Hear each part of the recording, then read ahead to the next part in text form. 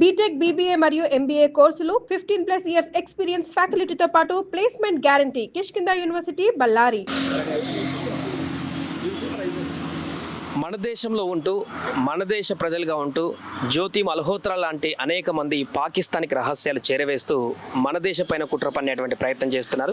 దీనిలో భాగంగా ఇలాంటి స్లీపర్ సెల్స్ ఎవరైతే శత్రు దేశాలకు మన రహస్యాలు అందించేటువంటి వ్యక్తుల యొక్క పూర్తిగా వారి భరతం పట్టాలంటే కూడా చాలామంది ఇప్పటికే ఆమె అరెస్ట్ తర్వాత స్పందిస్తున్నారు. దీనికి సంబంధించి మనం మాట్లాడదాం. జ్యోతి మల్హోత్రా అరెస్ట్కి సంబంధించి కానీ మిగతా స్లీపర్ సెల్స్కి సంబంధించి కానీ ఇప్పుడు ఏరువేతలో భాగంగా పబ్లిక్ ఎలా రియాక్ట్ అవుతున్నారో కూడా తెలుసుకునేటువంటి ప్రయత్నం చేద్దాం. జ్యోతి మల్హోత్రా అనేటువంటి ఒక యూట్యూబర్, చాలా ఫేమస్. అందరూ కూడా ఒక మంచి యూట్యూబర్, 3.5 లక్షల మంది సబ్స్క్రైబర్లు ఉన్నారు, అన్ని ట్రావెల్ బ్లాగ్స్ చేస్తుంది, అందరికి ఎంటర్టైన్ చేస్తుంది అని చెప్పేసి అనుకున్నారు. కానీ వెనక ఉన్నటువంటి ఈ కోణాన్ని ఎవరు చూడలేకపోయారు. ఇప్పుడు బయటకు వచ్చినటువంటి సందర్భంలో ఏం చెప్తారు?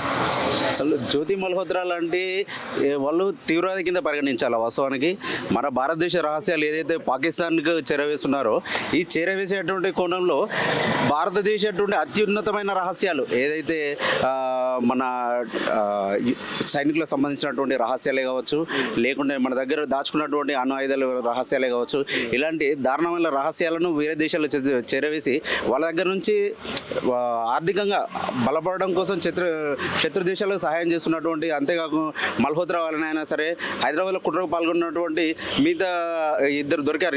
ఈరోజు దొరికినటువంటి సమీర్ లాంటి వాళ్ళను, సిరాజ్ సమీర్ లాంటి వాళ్ళను చాలా దారుణంగా శిక్షించాలి.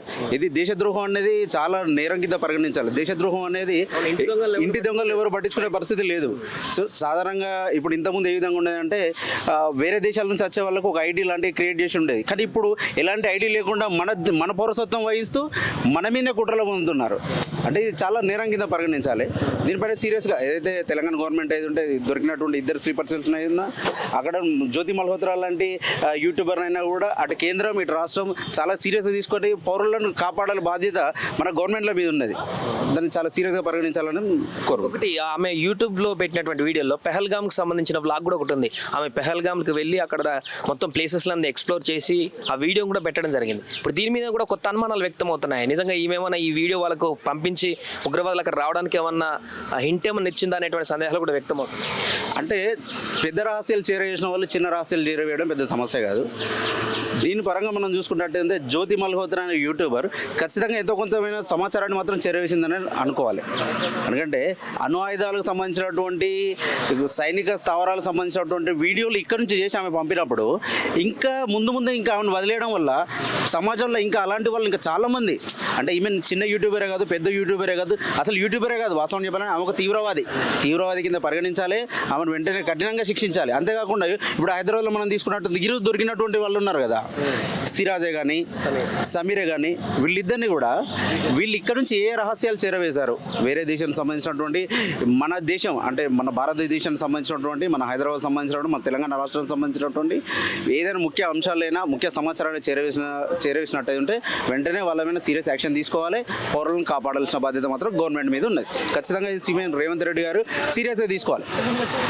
గవర్నమెంట్ అయినా కాంగ్రెస్ హయాంలోనే చాలా ఇంతకుముందు కూడా చాలా మనం పేలుల్లో అన్నింటినీ మనం బాధపడ్డాం. తెలంగాణ గవర్నమెంట్ వచ్చిన తర్వాత మేము పెద్దగా చర్యలు తీసుకున్నారు. పెద్ద బ్లూ కోడ్ కానీ డిఫరెంట్ టీమ్స్ ఉంటుండే, ఇంతకుముందు యాక్షన్ తీసుకోవడం పోలీస్ యాక్షన్ ఉంటుండే. కానీ కాంగ్రెస్ గవర్నమెంట్ ఏర్పడిన తర్వాత మళ్ళీ కొత్తగా చూస్తున్నాం ఇది తెలంగాణలో ఇలాంటి స్లీపర్ సెల్స్ దొరకడం. దీనిపైన కూడా సీఎం రేవంత్ రెడ్డి గారైనా కూడా మన హోంమంత్రి గారైనా సీరియస్ యాక్షన్ తీసుకోవాలి. ఇలాంటి ఇంకెవరైనా ఉన్నప్పుడు వెంటనే యాక్షన్ తీసుకొని వాళ్ళని కట్టుదిట్టమైన చర్యలను ముందుగానే అరెస్ట్ చేయాలి. జ్యోతి మల్హోత్రా లాంటి యూట్యూబర్ల ముసుగులో స్లీపర్ సెల్గా మారడాన్ని ఎట్లా చూస్తారు? మనం ఇక్కడ ఫస్ట్ ఒక విషయాన్ని అర్థం చేసుకోవాలా. మన దేశంలో ఇప్పుడు ఏ దాడులు జరిగినా ఫస్ట్ అంటే వ్యక్తుల మీద నింద వేయడం కంటే కొన్ని మతాల మీద కానీ కొన్ని మతాలకు సంబంధించిన వ్యక్తుల మీద కానీ టార్గెట్గానే మాట్లాడతారు. ఫలానా దాడి జరిగిందంటే ఖచ్చితంగా ముస్లింలే సపోర్ట్ చేసిండ్రు, వీళ్ళ వల్లనే జరిగింది అనేది. దీన్ని బట్టి అర్థం చేసుకోవాలా. అంటే ఏమున్నదంటే ఇప్పుడు దీన్ని బట్టి ఏమర్థమవుతుంది అంటే ఇంటి దొంగని ఈశ్వరుడైనా పట్టలేడు అన్నట్టు అసలు లొసుగు ఇక్కడనే ఉన్నది. ఇంకొన్ని న్యూసెస్ కూడా నేను చాలా వరకు చదవడం జరిగింది. చాలా వరకు ఇక్కడ వాళ్ళు కొంతమంది ముస్లింలాగా గెటప్స్ వేసుకొని ముస్లింలాగా తయారయ్యి కొన్ని దాడులు చేయడము, కొన్ని అంటే అసాంఘిక కార్యక్రమాలకు పాల్పడే విధంగా తయారు చేసి వాళ్ళ మీద నెట్టే ప్రయత్నాలు కూడా చేస్తున్నారని న్యూస్ కూడా రావడం జరిగింది. కాబట్టి ప్రభుత్వాలు ఏవైనా కానీ ఏదైనా దేశంలో సంఘటన జరిగినప్పుడు అవి మతాల మధ్యకి తీసుకొని రావద్దు. వాళ్ళు రాజకీయ ప్రయోజనం కోసం మతాల మధ్యలో తీసుకొని వచ్చి అనవసరంగా ఆర్మీ తన ప్రాణాలను కోల్పోయే విధంగా చేస్తున్నారు. ఇప్పుడు జ్యోతి మల్హోత్రా ఏమంటారు అలాంటి స్లీపర్ ఇప్పుడు జ్యోతి మల్హోత్రా అని మేము ఏం చెప్తున్నామంటే ఆమె ఒకటే కాదు, అట్లాంటి వ్యక్తులు అట్లాంటి పనులు ఎవరు చేసినా కానీ ఖచ్చితంగా కఠినమైన శిక్షలు చేయాలి. నాకు తెలిసి ఇంతకుముందు ఒక ఆయన జిఎన్ సాయిబాబా అనేట ఆయన ఏవో మావోయిస్టులతో సంబంధాలు ఉన్నాయి, ఆయన 20 ఏండ్లు అండమాన్ నికోబార్ జైల్లో పెట్టేసి ఆయన కనీసం ఆయన హ్యాండిక్యాప్డ్ అయినా కానీ ఆయన చీకటి రాని ప్రదేశంలో పెట్టారు. మళ్ళీ ఇట్లాంటి వాళ్ళని ఎట్లా స్వేచ్ఛగా వదిలేస్తారు? ఇట్లాంటి వ్యక్తులను ఖచ్చితంగా ఎన్కౌంటర్ చేసేసేయాలి. మేము చెప్పే ఫైనల్ ఏంటంటే ఎన్కౌంటర్ చేసేయాలి. రెండోది, ఏ సంఘటన జరిగినా మతాలకు ఆపాదించొద్దు. డైరెక్ట్ వారు క్రిస్టియన్ అయినా ముస్లిం అయినా హిందూ అయినా ఖచ్చితంగా వాళ్ళ మీద యాక్షన్ తీసుకోవాలి. ఈ భారతదేశం ఒక్కరిదో ఇద్దరిదో కాదు, కొన్ని రాజ్యాలుగా ఉండేది మనం భారతదేశం, అఖండ భారతదేశం ఇది దాంట్లో అందరు భాగస్వాములు. కాబట్టి తప్పు ఎవరు చేసినా క్రిస్టియన్ హిందూ ముస్లిం అనకండి, ఖచ్చితంగా వ్యక్తుల మీద చర్యలు తీసుకోండి. ప్రతి మతంలో మంచి వాళ్ళు ఉంటారు, చెడ్డ వాళ్ళు ఉంటారు.